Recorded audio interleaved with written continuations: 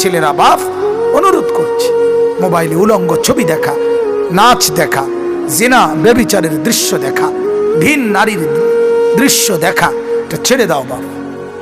জুয়া খেলা ছেড়ে দাও বাপ, মদের নেশা ছেড়ে দাও বাপ। বখাটে হয়ে, দুশ্চরিত্র হয়ে দুনিয়াও উপভোগ করা যায় না, ইজ্জতও পাওয়া যায়। মানুষের বেড়ি ভিজে দিয়া সাইয়া সাইয়া, এটা উপভোগের কিতা? বেড়ি আটটা গেছে গা, আপনি সাইয়া রয়েছেন ব্যাটকাইয়া, কিতা হয়েছে কিতা? কি এটা? সারা পৃথিবীর সমস্ত হিন্দি সিনেমা, সমস্ত নর্তকীর ছবি মোবাইলের ভিতরে দেখলে আমার অর্জন কি? আমার কি শরীরের কোনো শাহওয়াত, শরীরের মধ্যে কোনো পুষ্টি, শরীরের মধ্যে কোনো বৃদ্ধি কিছু হচ্ছে?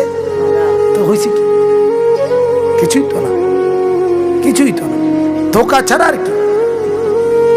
আর অথচ বিপরীতে শারীরিক, মানসিক, আর্থিক, সামাজিক চারো লাইনে ক্ষতি। শরীরের যৌন শক্তি নষ্ট হয়, আর্থিক সম্পদ নষ্ট হয়, টাকা পয়সা নষ্ট হয়, মানসিকভাবে অতৃপ্তি থাকে, কোনো গুণা তৃপ্তি দেয় না মানসিকভাবে। মদ যে খায় সে আরো খোঁজে, জুয়া যে খেলে সে আরো খেলতে চায়, নারী ছবি দেখে দে সারাদিন এটা দেখতে চায়, উলঙ্গ দৃশ্য দেখতে চায়, তৃপ্তি হয় না মানসিকভাবে।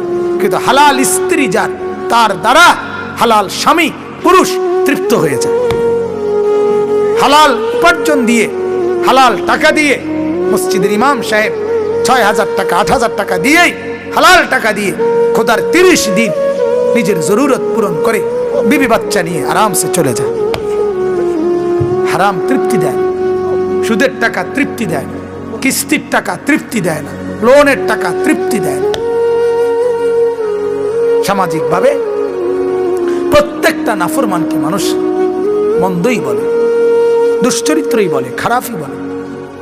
এজন্য আমরা প্রত্যেকে ইনশাআল্লাহ আজকে এটাই কথা, আমরা ইমানদার, আমরা মুসলমান, আমরা আল্লাহর দেওয়া রিজিক যা কিছু ভোগ করছি সব কিছু আল্লাহর পথে ব্যয় করব। বলেন ইনশাআল্লাহ।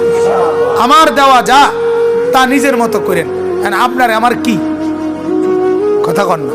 আছে কিছু আমাদের, সব কার? তো তা আল্লাহর দেওয়া পথে ইবাদত হালাল ভাবে ব্যয় করে, হারামের পথে ব্যবহার না করে। প্রত্যেকটা হারামের মোকাবেলা আল্লাহ তাআলা উপযুক্ত সমপর্যায়ের হালালের ইন্তজাম রাখছেন। কথা বলেন। সুদ আল্লাহ হারাম করছেন, বেচা কিনাও আল্লাহ নিষেধ করছেন, তাই তাইলে ভিন নারী দেখা আল্লাহ নিষেধ করছে, নিজের স্ত্রীকে দেখা আল্লাহ মানা করছে। মদ খাওয়া আল্লাহ নিষেধ করছে, তো মধু খাওয়াও আল্লাহ মানা করছে। প্রত্যেকটা হারামের বিপরীতে সমমানের উপযুক্ত হালাল আল্লাহ তাআলা বান্দার জন্য দিয়েছে। হালালের উপরে তৃপ্ত থাকো। আল্লাহ তাআলা তৌফিক দেন, কবুল করেন। এই মসজিদে যতজন সহযোগিতা করেছেন আল্লাহ আপনাদের সবাইকে বরকত দান করেন। আমার জন্য দোয়া করবেন, আমিও আপনাদের জন্য দোয়া করি। সুবহানাল্লাহি ওয়া বিহামদিহি, সুবহানাকাল্লাহুম্মা ওয়া বিহামদিকা, আশহাদু আল্লা ইলাহা ইল্লা আনতা, আস্তাগফিরুকা ওয়া আতুবু ইলাইক।